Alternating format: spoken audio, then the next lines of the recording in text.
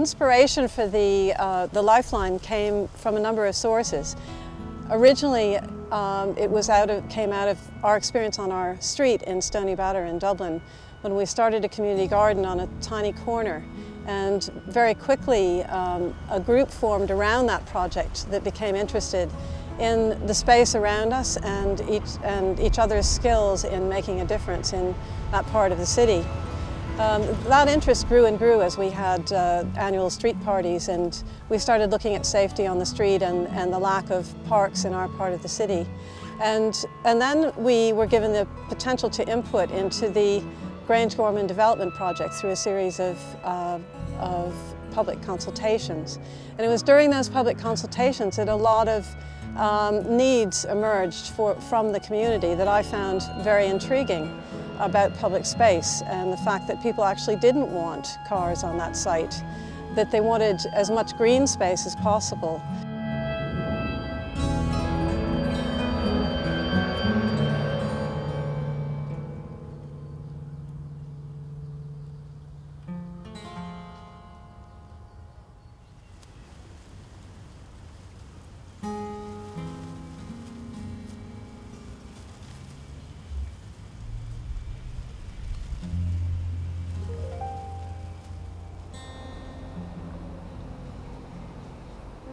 I discovered this area, this amazing wilderness area, while looking for a circular walk. My routes had been limited to linear walks along the canal, going out a couple of, however number of locks up west along the canal and then returning the same way.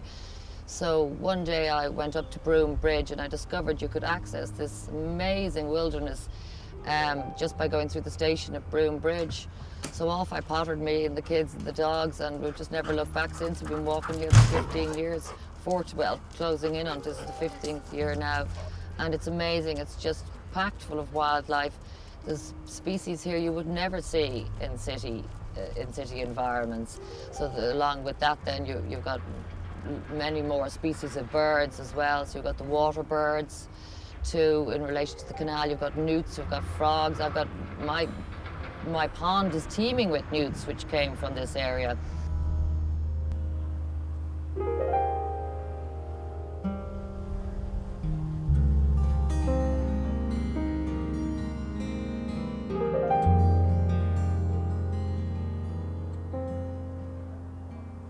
I grew up along this railway line, which was the backdrop for my childhood.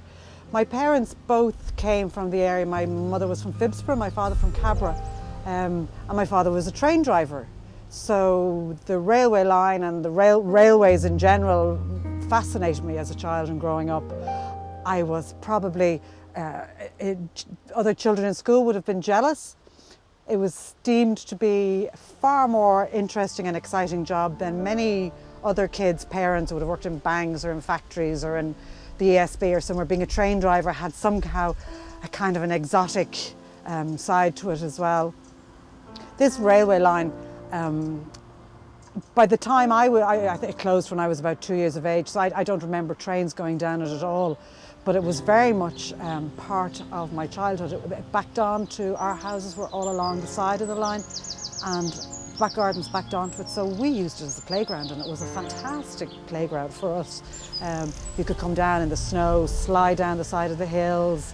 In the summertime, it was used for all sorts of games and play for kids, and it was perfectly safe. There were no cars, no through traffic, so we had a wonderful time here.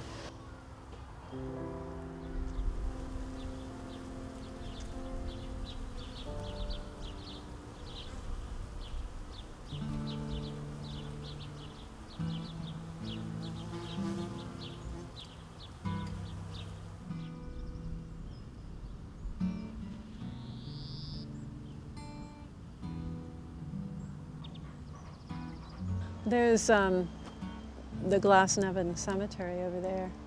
And I was just in the Botanic Gardens yesterday and trying to look down, and in fact they're connecting, or have connected I think already, the Botanic Gardens with the Glasnevin Cemetery, and are very interested in the idea that this could continue that flow down into the city. It should be, make a beautiful walk.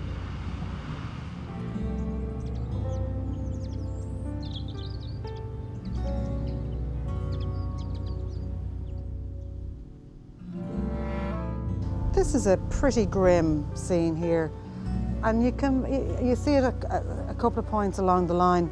People are obviously just throwing rubbish over the walls at the end of lanes and back gardens.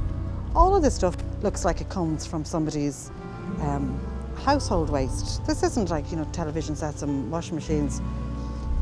These are all cans, bottles, glass, plastic. All of this stuff, almost all of it, could go into a recycling of some sort. I think that's a potato plant. Yeah. This would not happen if the line was being used on a regular basis with people out walking, with people out with kids playing and stuff. This wouldn't be done because this is just pure wanton laziness.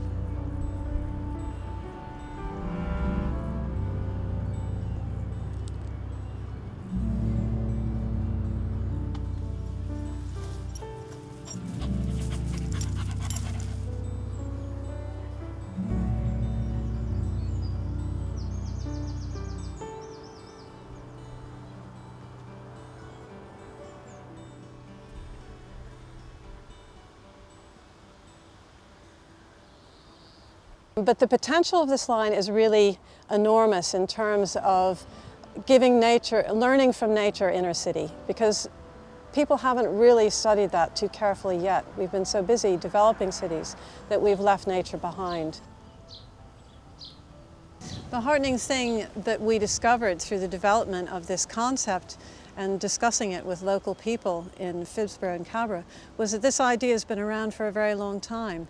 That people in these communities have suggested to the city that this become a walking route and a green space, a piece of green infrastructure for the city.